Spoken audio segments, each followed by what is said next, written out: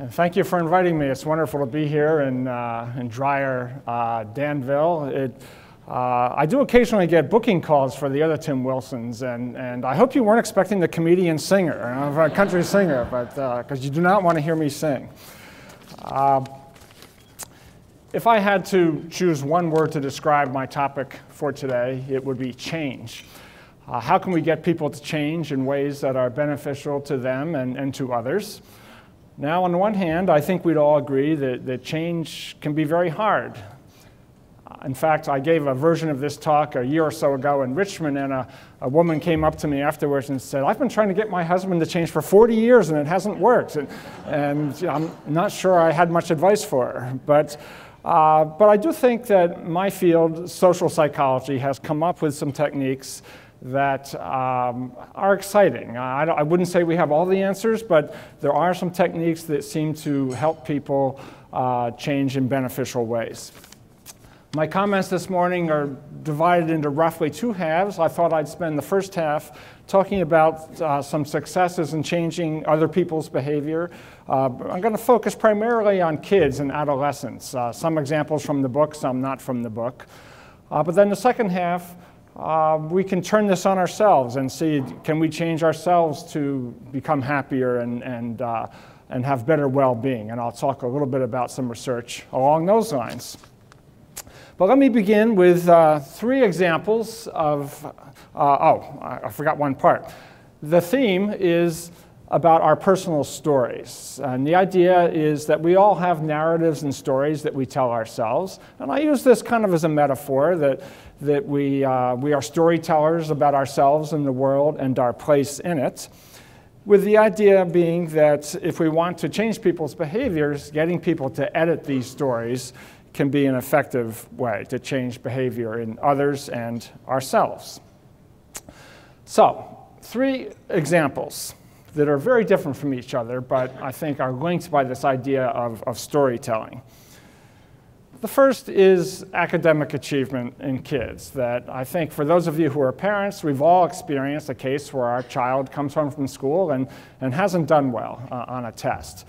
And the question is, what happens next to this child? And it all has to do with his or her story, I'd say. How do they interpret this? What kind of story do they tell themselves about their standing at school and so on? And I'll come back to each of these examples in a moment. As many of you know, the United States is falling behind in science education. We are now something like 28th out of 30th in industrial nations in test scores in science. And the question is, how can we turn this around? Well, again, there's lots of ways we might try that, but to me it's all about the stories. Can we convince kids that science is something that they are interested in?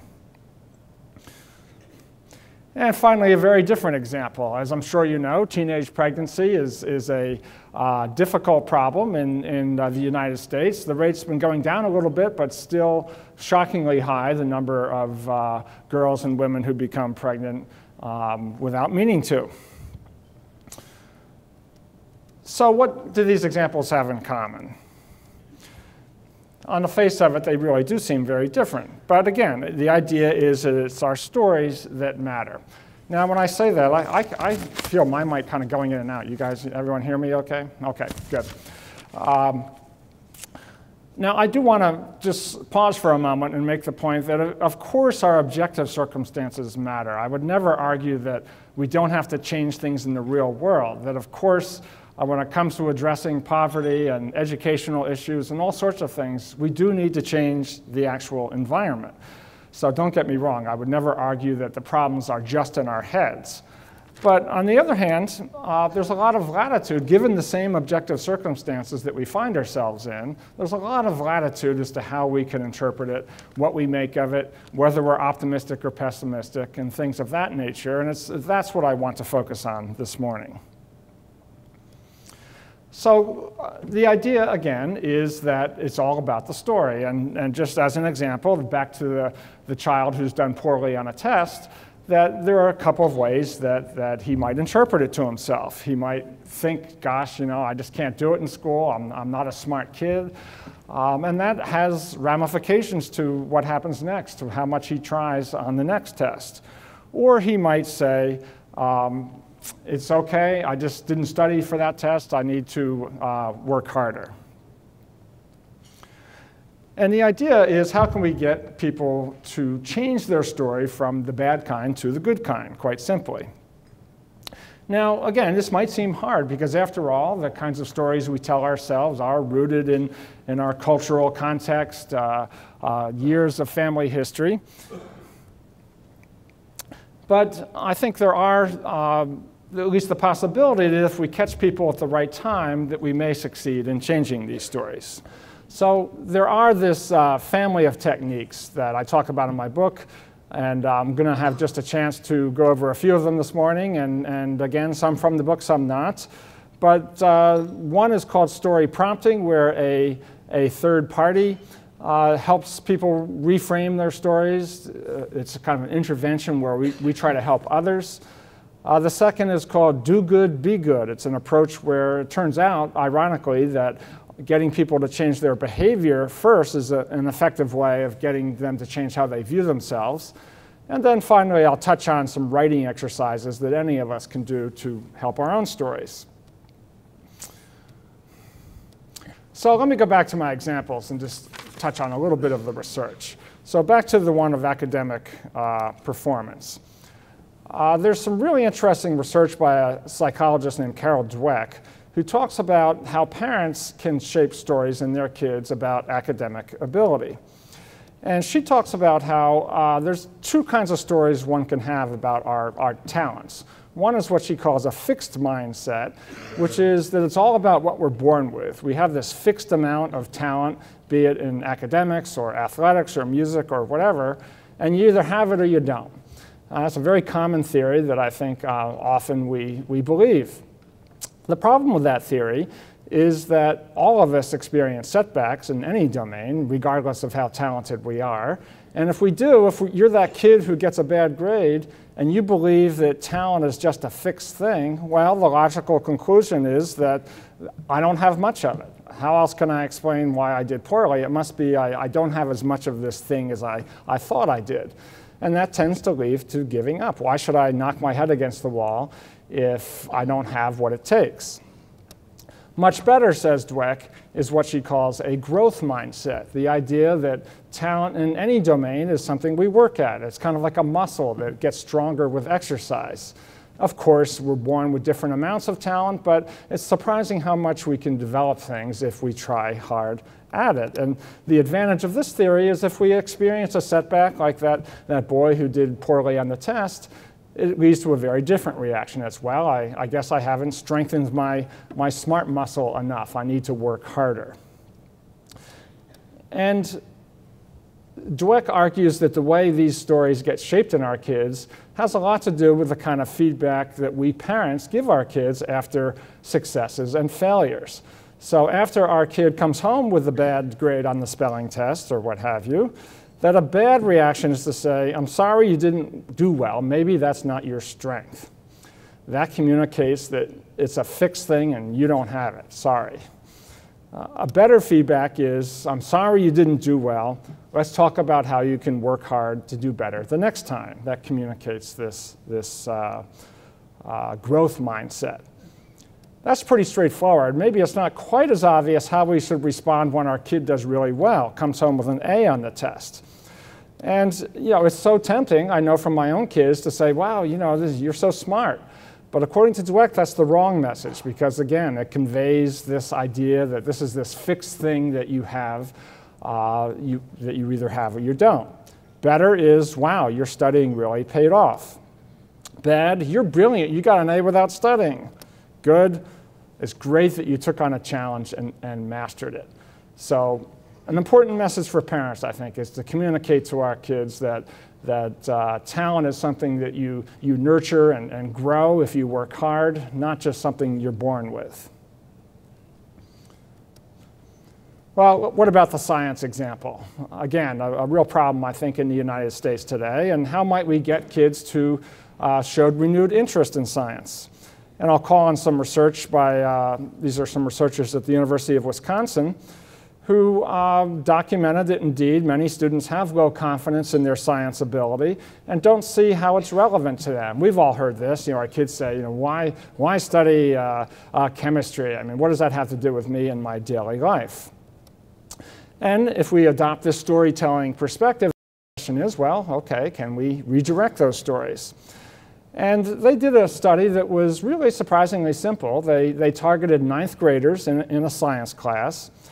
And the first thing they measured was what these kids' expectations were about science. And they found that about half of them thought they'd do pretty well in this course, but about half of them didn't. These were the kids with low interest, low confidence, just didn't see the relevance of this course for them.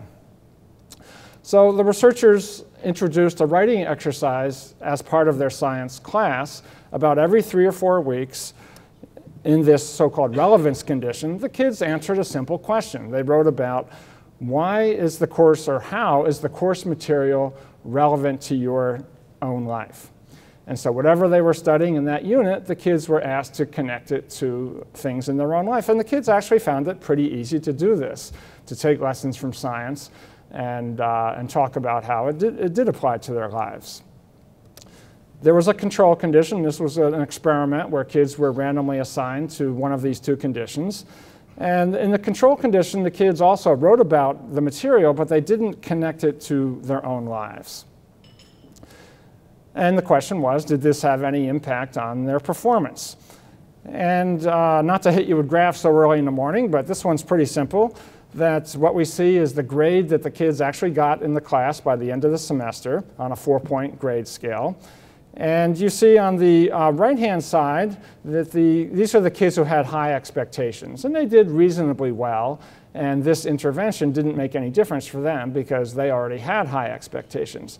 But if you look at the kids on the left, the ones who had low expectations, here doing this little relevance exercise had a pretty dramatic effect on their grades, improving them from roughly 2.5 to above 3.0, above a B, simply by connecting this to their own lives. These researchers have done some follow-up studies showing that it helps to convince parents that science is relevant to their kids too. They then encourage their kids to take more science. So again, a relatively minor little story editing intervention that can have some good effects. Well, what about teenage pregnancy? Probably most of you know that the research shows that sex education does help lower teenage pregnancy, particularly if it includes information about birth control. There's some fear in some quarters that this might actually increase promiscuity by giving kids access to birth control. The research shows that actually is not the case. So we know this works, but are there other techniques that we could use that are more along the lines of story editing? Well, now I'll just tell you briefly about a program that was evaluated by one of my colleagues at the University of Virginia, Joe Allen. And the first thing they noticed is if you look at and study the kids who are most likely to have unprotected sex, it's those, perhaps not surprisingly, who feel kind of disengaged and alienated from their community. They don't really feel they have a future, and so they're careless and take risks in many ways. So how can we redirect those stories? Well, there's a program called Teen Outreach that tries to do this. And it's been evaluated well in the study that Alan did. They randomly assigned kids to take part in this program.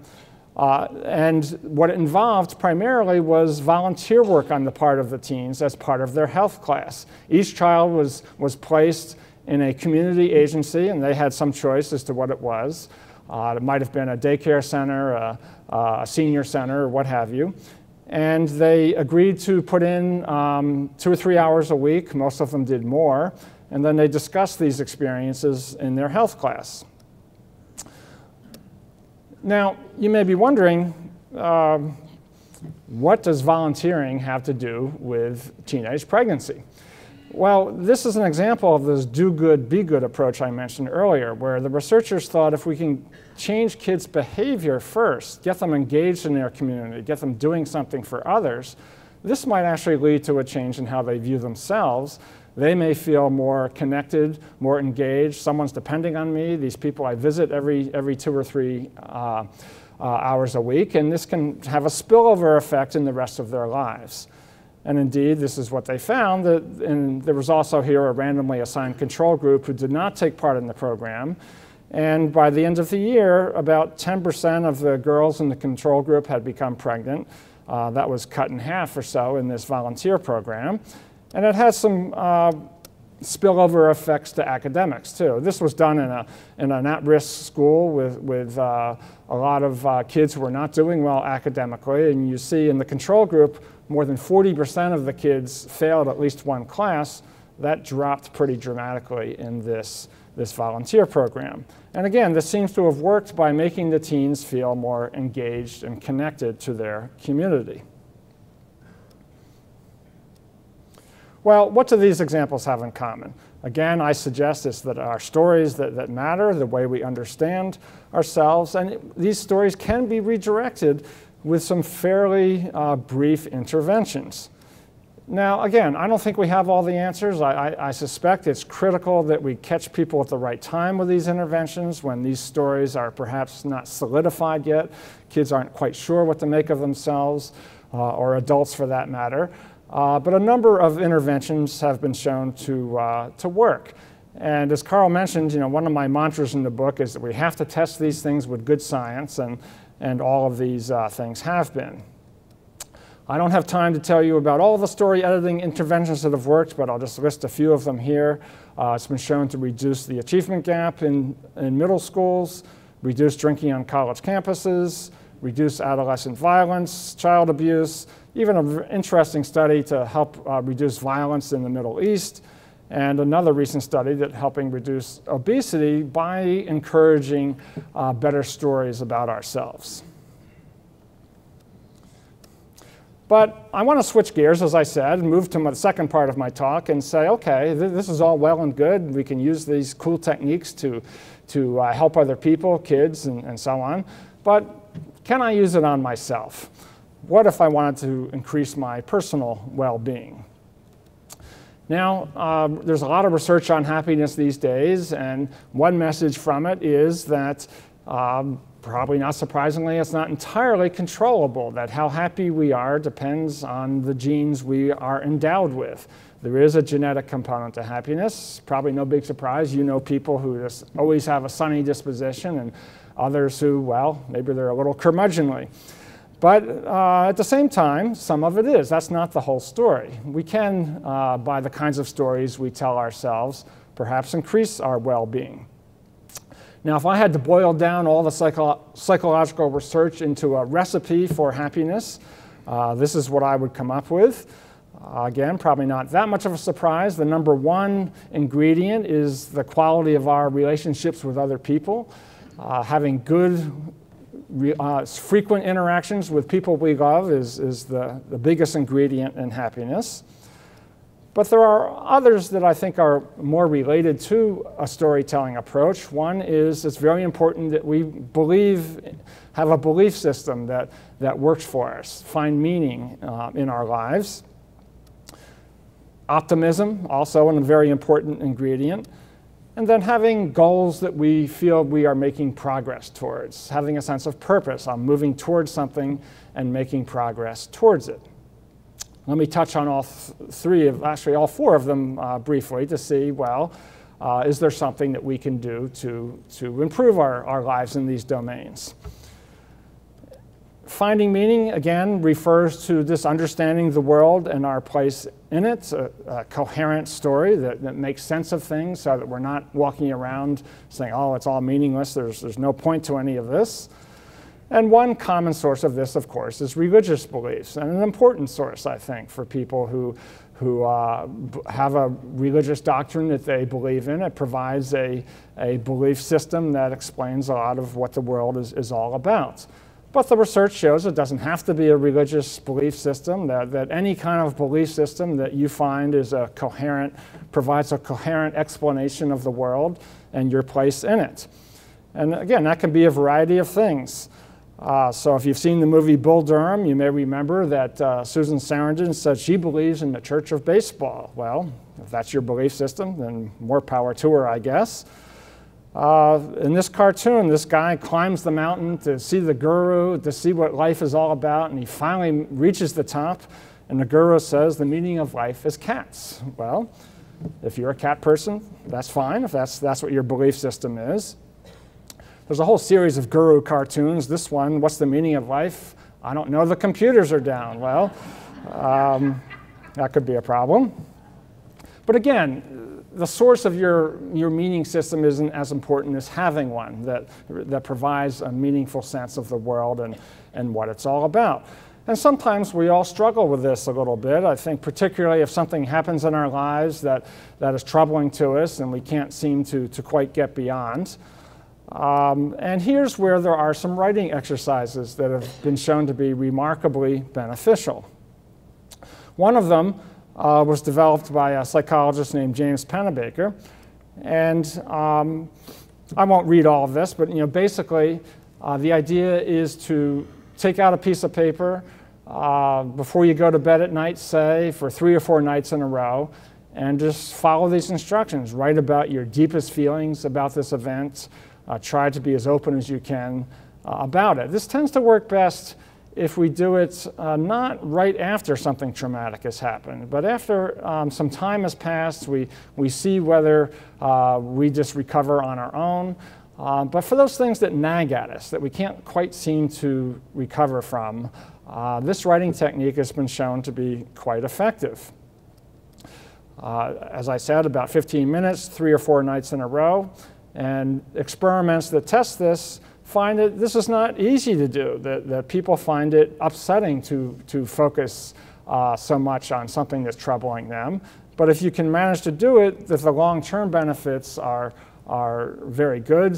Health benefits, students who do this visit the health center less. Employees who do it in companies show up to work more, have less absenteeism. Even some evidence that it improves our immune system functioning. And I think the way it works is by allowing us to, or nudging us into finding meaning in traumatic events. Often what happens when people do this writing exercise is they start out with very kind of jumbled, nonsensical descriptions of their traumatic event, where they just say, because we don't like to think about these things. We haven't really driven down into it to try to understand it.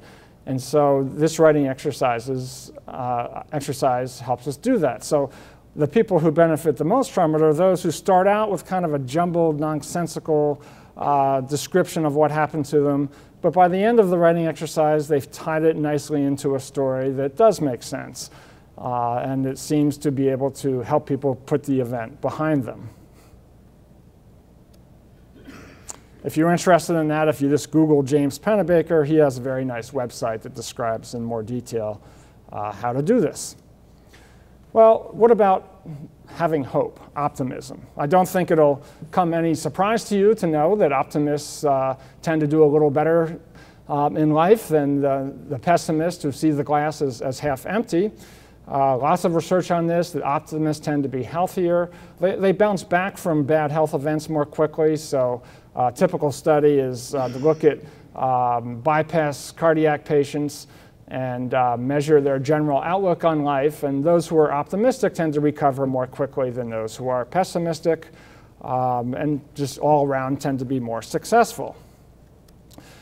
But again, is this something we can change? And once again, there is evidence for a genetic component to this, that some of us are born looking at the bright side more so than others. But as important as genetic influences are, they're not the whole story. And I do think there's some evidence that we can change, at least to some extent. So the question is, how? If you are a glass half empty person, how might you become a little bit more optimistic? Well, if you go to any bookstore, you will see lots of self-help books that are designed to help you do this. And this has been true for many years. So there was a French guy named Émile Coué who told people this every day: look in the mirror and say, every day in every way, I'm getting better and better. And he promised that this was the key to a successful life. You've probably known Norman Vincent Peale's The Power of Positive Thinking. Some of you may know The Secret, an incredibly wide-selling DVD and book that claims that if we just think positive thoughts, that riches and love and everything else, good health, will come to us.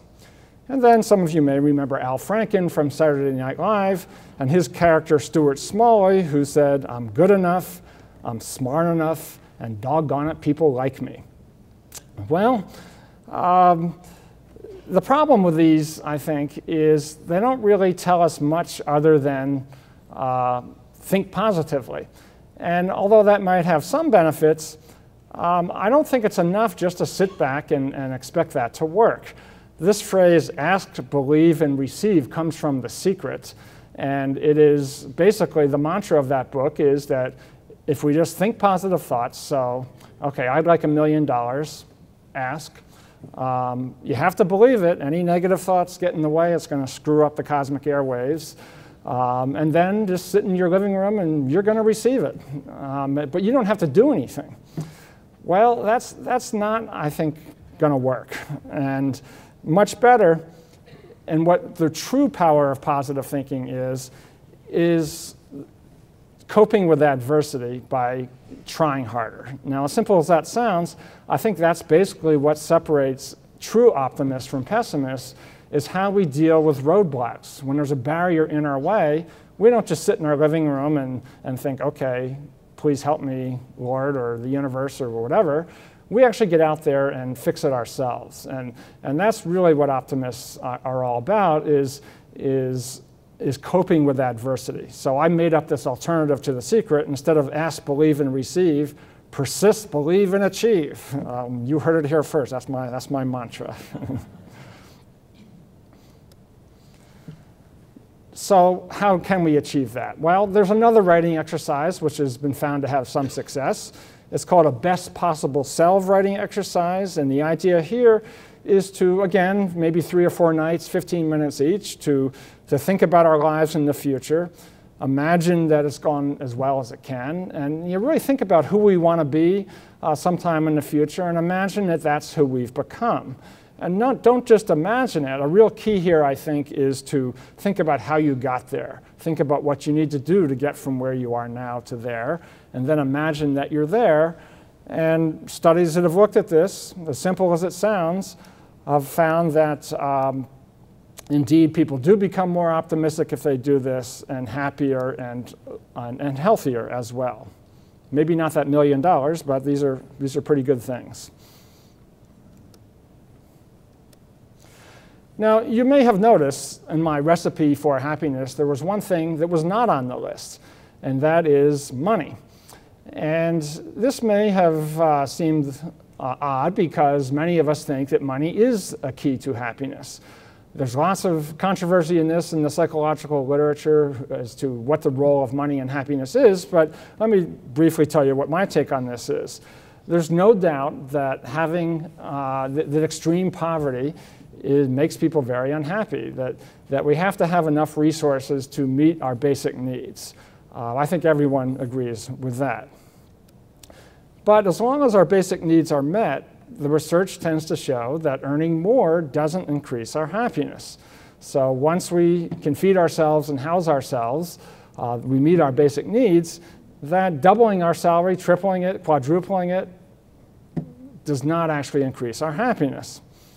Further, there's some interesting research showing that winning the lottery does not increase people's happiness, even massive amounts of money. If anything, it actually decreases happiness for a variety of reasons. So if you have any take-home message from my talk this morning, don't buy lottery tickets. Although our state economy could use it, I suppose I should say. And there's evidence that people who are particularly oriented towards materialism, they like to buy lots of things, tend to be less happy than others. But I think the story is a little more complicated than this. And in fact, I'm the co-author of a paper that came out a year or so ago, the title of which is, If Money Doesn't Make You Happy, You're Not Spending It Right. Because if you think about it, money does facilitate a lot of things, is the simple truth, that it makes it easier to accomplish many things in life. And maybe the reason the research shows that it is not increasing happiness beyond a certain point is that people are spending it in the wrong way. They're focusing on material goods, say, rather than other ways.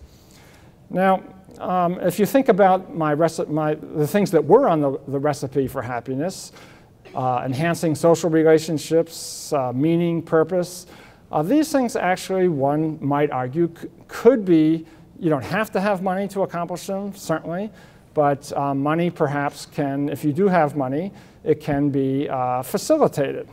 Well, how so? I'll close with some studies by Elizabeth Dunn, a former graduate student of mine, who has looked at the effects of helping others on our own happiness. And she has very different kinds of data. In one, she did a national survey in which she simply asked people questions as how much do you give to charity, how much do you donate money for other causes, and there were some standard measures of happiness, and she found that indeed the more people spent money on others, the happier they were. That's a correlational finding, but suggestive. She also looked at a particular company in a major city that the employees had just received a bonus, and she surveyed these employees to see how they had spent the money and found that those who spent it on others were happier than those who had spent it on material goods for themselves. Now again, these are correlational studies. We really need to do an experiment to answer this question. Well, that's what she did in her final study. And this was must have been a fun one to do. She had research assistants approach students on a college campus in the morning and just give them an envelope that had either $5 or $20 in it. And they were told, here's a gift for you, but I have some instructions. I want you to spend this by 5 o'clock today. And half of them were told to spend it on themselves, go treat yourself to something. The other half were told to spend it on a friend. So $5 or $20, and then half were spent it on themselves, half on a friend. The researchers then called up everybody that evening and asked them how their day had gone, how happy were they, essentially. And it turned out, well, one interesting finding was it didn't matter whether people had gotten $5 or $20, but I think the reason for that is the people who were in the $5 condition didn't know that others had gotten 20, so they didn't feel deprived. To them, they got $5, it was great. But what really, the most interesting finding was that, it was a nice windfall to get $5 or $20 and to go spend it on yourself. But that actually didn't boost people's happiness all that much. What did was spending it on somebody else.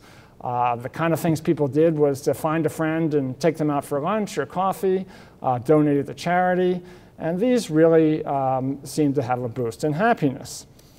Why? Well, again, back to enhancing social relationships. You take a friend out to lunch and treat them, and you have a nice interaction that you might not have had otherwise. But it's also this do good, be good principle, that the more we help others, the more it shapes our view of ourselves as good people who look out for others rather than just ourselves. And I think it can give people a sense of meaning and purpose as well, that if we are generous towards others, it gives us a mission of something we want to accomplish other than just something for ourselves that can be quite beneficial to our own well-being.